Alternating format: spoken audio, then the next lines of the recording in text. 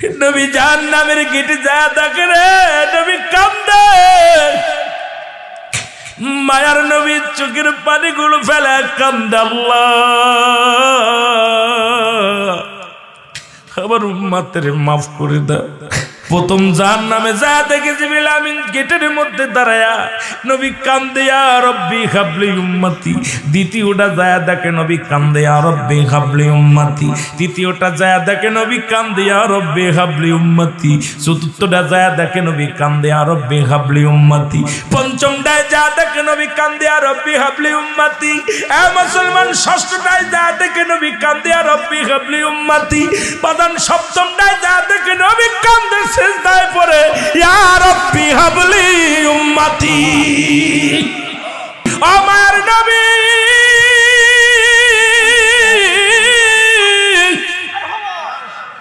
শুধু চারতলা জমিন নয়, আমি জান্নাতের ভিতরে যা দেখি নবী আপনি গো।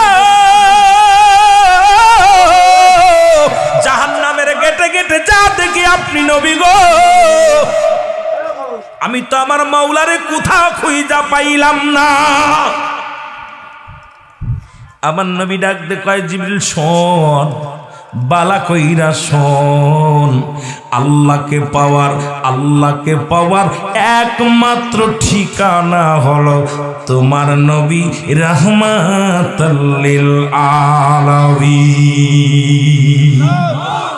আল্লাহর নবী ডাক দে বলে, জিবরিল আমিন রে,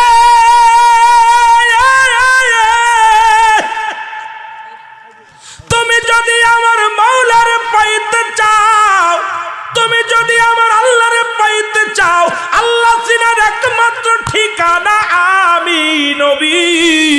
আমারে যদি ভালোবাসো, আল্লাহর ঠিকানা পায়া যাবা। জোরে জোরে চিল্লা বলা যাবে না মারহাবা। যখন ইলিয়াস আলাইহিস সালাম হুকুম দেয়, আল্লাহ পাক এত পার এত ক্ষমতা তারে দান করেছিলেন। এই পৃথিবীর মধ্যে উনি এখনো জিন্দা আছে, তার নাম হলো হযরত ইলিয়াস আলাইহিস সালাম। 2 নম্বর হলো